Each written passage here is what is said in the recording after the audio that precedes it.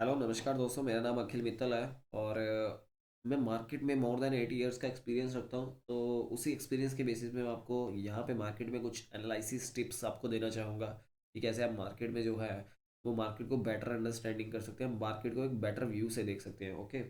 तो in this video मैं आपको निफ्टी के बारे में थोड़ा सा बताना चाहूँगा। निफ्टी के बारे में भी देखिए, बहुत सारे लोगों को कन्फ्यूज़न रहती है कि यहाँ पे जो स्टॉक सिलेक्शन कैसे होती है। देखिए, निफ्टी में जो है वो 50 स्टॉक्स हैं। ओके। तो ये 50 स्टॉक्स ज़रूरी नहीं है कि हर सेक्टर के हो। All sector is not included in that. Okay. So इसमें केवल और केवल वही स्टॉक्स आते हैं जो कि ब्लू चिप स्टॉक्स हो, जो कि बड़े मार्केट कैप रखते हो, जिनका मार्केट कैप बड़ा हो। ओके। तो उस लिहाज से इनको वेटेज दी जाती है। आप देखेंगे कि आज की डेट में रिलायंस सबसे ज़्यादा रखता है। रिलायंस एक बड़ी कंपनी है, तो रिलायंस का मार्केट कैप सबसे ज़्यादा है। ओके। तो जिसका मार्केट कैप जितना ज़्यादा होगा तो इंडेक्स में वेटेज उसकी उतनी ज़्यादा होगी। जो ये 50 स्टॉक्स हैं, देखिए यहाँ पे अराउंड 2000 कंपनीज निफ्टी यानी कि एनएससी पर रजिस्टर्ड है। एनएससी का एक इंडेक्स है जिसको हम निफ्टी बोलते हैं। तो इस एनएससी पर 2000 कंपनी अप्रोक्सीमेट मैं बता रहा हूँ आपको कि इतनी कंपनीज यहाँ पे लिस्टेड है। उन 2000 कंपनीज में से 50 कंपनीज को यहाँ पे चुना गया है। इन 50 कंपनी की परफॉर्मेंस के बेसिस पे हम जज लगा लेते हैं कि एनएससी या फिर हम बोलें कि मार्केट ने कैसा परफॉर्म किया। ओके।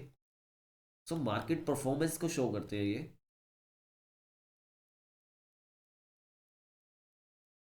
और मैं आपको एक चीज़ और बताता हूँ, यहाँ पे देखिए, अब फैक्ट देखिए क्या चीज़ है। ये 50 कंपनीज जो हैं वो 2/3 यानी हम बोलें कि 66% के आसपास ये होल मार्केट का शेयर रखती है।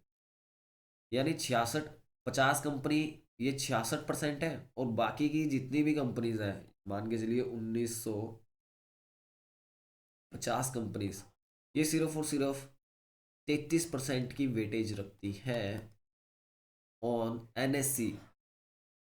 एनएससी पर इनकी मार्केट कैप इतनी छोटी छोटी कंपनीज हैं, तो ये 33% रखती है मार्केट कैप अगर इनकी जोड़ दी जाए। ओके, समझ रहे हो आप इस चीज़ को? अगर मान के चलिए मार्केट कैप 100 करोड़ की है, तो उन 100 करोड़ की में सिर्फ 50 करोड़ जो है वो 66 करोड़ की, तो ये 50 कंपनीज रखती हैं। और 33 करोड़, और ये 1950 कंपनीज मिलके 33 करोड़ का जो है वो 33 करोड़ की वैल्यू रखते हैं 100 करोड़ में। ये मैं आपको परसेंटेज वाइज को थोड़ा सा आपको सिंप्लीफाई करके बता रहा हूँ, जो कि नॉन मैथमेटिकल बैकग्राउंड से हैं उनके लिए समझने में इजी हो। तो एनएससी इस तरह से जो है वो काम करता है। तो एनएससी के 50 शेयर्स, इसमें ज़रूरी नहीं है कि हर सेक्टर का हो। हर सेक्टर यानी कि एफएमसीजी सेक्टर भी हो, है फार्मा सेक्टर भी हो, या फिर कोई टायर इंडस्ट्री का भी हो, प्लास्टिक इंडस्ट्री हो। ऐसा ज़रूरी नहीं है। बस यहाँ पे ये जो चीज़ देखी जाती है वो बस यही चीज़ देखी जाती है कि मार्केट कैप कितनी रखता है। जैसे रिलायंस की आज की डेट में 16-17 लाख करोड़ की मार्केट कैप है। तो इसीलिए इसको जो है वो ज़्यादा भाव दिया जाता है। अगर आप टीसीएस की बात करोगे जो कि आईटी कंपनीज का है, तो टीसीएस का वही भाव चल रहा है। इसको मैं पेन बदल देता हूँ, सॉरी। तो वो है 11 लाख के आसपास अभी फ़िलहाल। ओके। तो टीसीएस 11 लाख पे है। रिलायंस अगर बात करें तो रिलायंस उससे भी बड़ा है। तो ऐसे ऐसे करके जो है इनकी अलग अलग मार्केट कैप है। ओके। तो मार्केट कैप तो चलो आप समझ गए हो इस बात को, है ना? अभी मैं आपको एक और चीज़ बताता हूँ। यहाँ पे मार्केट कैप तो एक के बेसिस पे तो देखा ही जाता है, लेकिन इसके साथ एक और टर्मिनोलॉजी है जिसको हम बोलते हैं free floating. Free floating shares. तो ये फ्री फ्लोटिंग शेयर्स होते क्या है? ये वो वाले शेयर्स होते हैं जिसमें कि हम प्रमोटर का हिस्सेदारी को नहीं काउंट करते। ओके। प्रमोटर बेसिकली क्या होता है? प्रमोटर जो होता है वो कंपनी का ओनर होता है। ठीक है। तो ये जो ओनर होता है कंपनी का, ये जनरली डे टू डे तो अपने शेयर्स बाय या सेल करने नहीं आएगा, डे टू डे, है ना। तो ये नहीं आते ऐसे। इनको अगर बाय या सेल करना भी होता है तो इसको एक्सचेंज को जानकारी देनी होती है, सेबी को भी बताना होता है। सेबी सेबी को भी बताना होता है इनको, और इनको साथ ही साथ एक्सचेंज को भी जानकारी देनी होती है, तभी ये उसके बाद जो है वो अपने शेयर्स को अगर हैवली क्वांटिटी में ये करना चाहें काम तभी कर सकते हैं। अदरवाइज ये अपना ऐसे स्टेक नहीं बेच सकते। तो इन पे काफ़ी रिस्ट्रिक्शन रहती है ताकि इन्वेस्टर का पैसा ना लूज़ हो। तो क्योंकि ये जनरली बेच या खरीद नहीं सकते ज़्यादा, तो ये फ्री फ्लोट नहीं करते। इनके शेयर्स इन्हीं के पास पड़े हैं। तो फ्री फ्लोट कौन से करते हैं? जो मेरे पास पड़े हैं, आपके पास पड़े हैं, जो हम जैसे लोगों के पास पड़े हैं, जो कि इजीली बेच सकते हैं कभी भी। तो हम जो बेच सकते हैं, जैसे मैं आपको रिलायंस का बताता हूँ। देखिए रिलायंस की एक एग्जांपल के जरिए हम इसको समझते हैं, थोड़ा सा आसान हो जाता है समझना। तो रिलायंस देखिए कितना, 50% इसके जो है वो धीरू भाई अंबानी के फैमिली, अब जो चल रही है मुकेश अंबानी, नीता अंबानी, तो इनकी फैमिली अंबानी फैमिली के पास है बेसिकली। मैं आपको यहाँ पे वो लिख देता हूँ। तो अंबानी फैमिली इतना ओन करती है 50% इस कंपनी को, और बाकी का 50% जो है वो आ जाता है फ्री फ्लोटिंग में। तो फ्री फ्लोटिंग में इंस्टीट्यूशनल इन्वेस्टर्स हो सकते हैं, मेरे जैसे आम पब्लिक आ गई जैसे, तो हम सब जो है वो फ्री फ्लोटिंग वाले शेयर्स ही खरीद पाते हैं, बेच पाते हैं। तो ऐसे ही तो इन शेयर्स को काउंट किया जाता है। देखिए जो फ्री फ्लोटिंग शेयर्स होते हैं इनको काउंट किया जाता है जब हमने इंडेक्स की देखनी होती है, इंडेक्स की वेटेज देखनी होती है, इंडेक्स में किस कंपनी को कितनी वेटेज दी जाए। मैं इसको थोड़ा सा रब कर देता हूँ, आप एक बार समझ लीजिएगा इसको। आप साथ साथ में आप भी अपने नोट्स बना सकते हैं कि कैसे मार्केट जो है वो काम करती है। यहाँ पे मैं इसको रेड पेन के साथ ले लेता हूँ अभी। और देखिए अभी रिलायंस की, सॉरी हम क्या बात कर रहे थे, हम कर रहे थे इंडेक्स की। ओके, तो हमारे पास है निफ्टी का इंडेक्स। तो निफ्टी में फ्री फ्लोटिंग मार्केट कैप देखा जाता है यहाँ पे। फिर फ्री फ्लोटिंग मार्केट कैप, जिस कंपनी का फ्री फ्लोटिंग मार्केट कैप यानी कि उसके ओनर्स को छोड़ के, ओनर वाले हिस्से को छोड़ के, जिस कंपनी का मार्केट कैप, मार्केट वैल्यूएशन जिसकी जितनी ज़्यादा होगी निफ्टी इंडेक्स में, उसकी वेटेज उतनी ज़्यादा होगी। मैं आपको एक रफली आइडिया बताता हूँ। निफ्टी निफ्टी इंडेक्स में 50 कंपनीज हैं, लेकिन इन 50 कंपनीज में से भी टॉप 10 कंपनीज जो है वो मोर देन 50% वेटेज रखती है, मोर देन 50% वेटेज रखती है निफ्टी इंडेक्स में।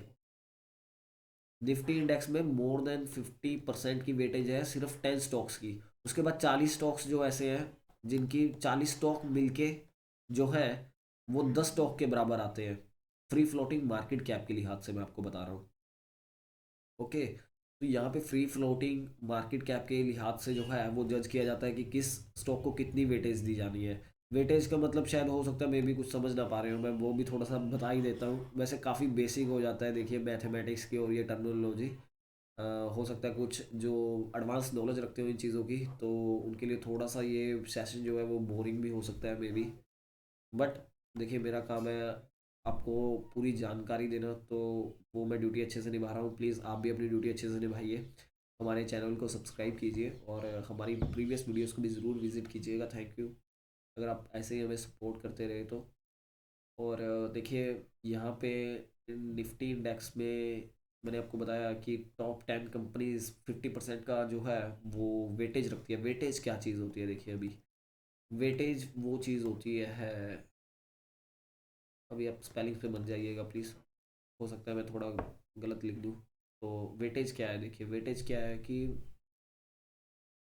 हर एक कंपनी, जैसे रिलायंस है तो रिलायंस की अभी आज की डेट पे निफ्टी इंडेक्स में फ़िलहाल 10% की वेटेज है। तो अगर निफ्टी इंडेक्स हिल, निफ्टी में सबसे ज़्यादा वेटेज रखता है ये, उसके बाद मेरे को लगता है HDFC बैंक है। आप एक बार चेक कर लीजिएगा, इसकी आपको वेबसाइट पे मिल जाएगी पूरी जानकारी। ये अराउंड 8 to 9 के आसपास इसकी वेटेज है। तो रिलायंस 10% की वेटेज रखता है। तो रिलायंस में जो भी हलचल होगी, अगर रिलायंस में ज़्यादा गिरावट होगी तो निफ्टी इंडेक्स जो है, तो इसमें हमें जो ज़्यादा मूवमेंट जो देखने को मिलेगी वो रिलायंस से सबसे ज़्यादा मूवमेंट देखने को मिलेगी। अगर रिलायंस बढ़ता है तो इसका इम्पैक्ट निफ्टी इंडेक्स पे सबसे ज़्यादा होगा। उसके बाद अगर H D F C bank की बात करें, फिर उसके बाद मैं अगर आपको बात करूँ टी सी एस ले लीजिए, या और भी बहुत से स्टॉक्स आ जाते हैं। देखिए उसके बाद मेरे को इतनी लिस्ट याद नहीं है। हाँ तो उसके बाद अगर आई टी सी ले लीजिए, या कोई भी और कंपनी ले लीजिए, आप जो भी आप एक आप वेबसाइट पे इसकी एन एस सी की वेबसाइट पे आप चेक कर लीजिएगा कि वेटेज वाइज किसको कितनी दी गई है। अभी मैं फ़िलहाल वो उस चीज़ पे नहीं जाना चाहूँगा। मैं आपको एक वेटेज का मतलब समझा रहा हूँ सिर्फ और सिर्फ यहाँ पे। तो वेटेज रिलायंस के सबसे ज़्यादा है। तो रिलायंस में अगर आप निफ्टी इंडेक्स को खरीदते हो, आप म्यूचुअल फंड में पैसा लगाते हो, तो इंडेक्स को अगर आप खरीदते हो वहाँ पे, तो आपका मेनली जो पैसा है वो रिलायंस में ही जा रहा है। तो उसके बाद अगर आपका मेनली पैसा अगर बोले तो हम H D F C bank में जा रहा है। 8 to 9% की यहाँ पे निफ्टी में वेटेज है। अगर आप निफ्टी खरीदते हो तो निफ्टी से आप रिलायंस में सबसे ज़्यादा पैसा डाल रहे हो, इसका मतलब आप उसके बाद आप H D F C bank में, और इसी क्रम अनुसार जिसकी वेटेज जितनी है तो उसी अनुसार आपका पैसा उसमें जा रहा है। ओके। तो ये तो थी हमारे पास फ्री फ्लोटिंग को समझने के लिए। अगर आपको हमारा काम अच्छा लगता है तो प्लीज़ हमारी इन्फॉर्मेटिव वीडियोस हमारे चैनल पे और भी हैं, तो आप उसको भी ज़रूर विजिट कीजिएगा। Thank you so much in this video. इस वीडियो में फ़िलहाल इतना ही।